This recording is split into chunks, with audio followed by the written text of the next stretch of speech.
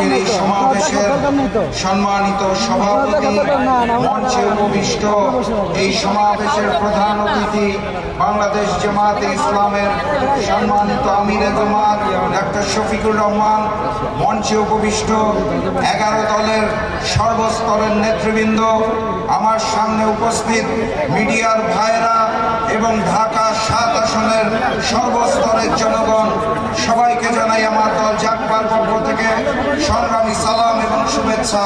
আসসালামু আলাইকুম।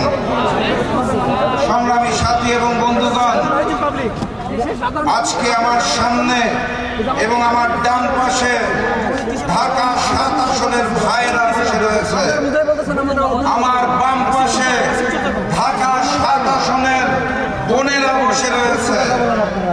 আমি শুধু পাঠ্যপুস্তকে পড়েছিলাম মুহাম্মদ সাল্লাল্লাহু আলাইহি সাল্লামের সময় সকল যুদ্ধে পুরুষ এবং নারীরা একসাথে সেই যুদ্ধে অবতীর্ণ হতো ইসলামের জন্য।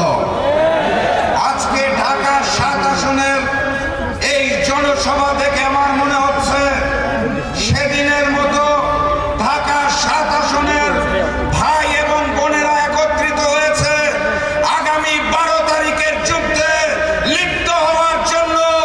অতএব আগামী 12 তারিখ সর্বপ্রথম গণভোটে হ্যাঁ জয়ে যুক্ত হবে।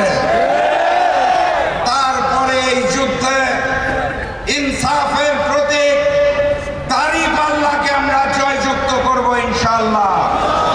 12 তারিখের যুদ্ধের জন্য আপনারা প্রস্তুত আছেন? সংগ্রামী সাথী এবং বন্ধুগণ, আমাদের পার্শ্ববর্তী রাষ্ট্রের একটি শহর আছে শিলং, সেখানে রিসোর্টে বসে ট্রেনিং নিয়ে বাংলাদেশে নেমে একটি বড় দলের একজন বড় নেতা বলেছেন তার দল নাকি বাংলাদেশে একমাত্র বাংলাদেশপন্থী রাজনৈতিক দল। আমি ওনাকে বিনয়ের সাথে মনে করিয়ে দিতে চাই, আজকের এই মঞ্চে, আপনাদের সামনের এই মঞ্চে 71-এর বীর মুক্তিযোদ্ধার কর্নেল অলি সাহেব বসে আছেন। আমি স্মরণ করিয়ে দিতে চাই, আজকের এই মঞ্চে 24-এর জুলাই যোদ্ধা সাদিক কায়েম এবং সাদ্দাম বসে আছে।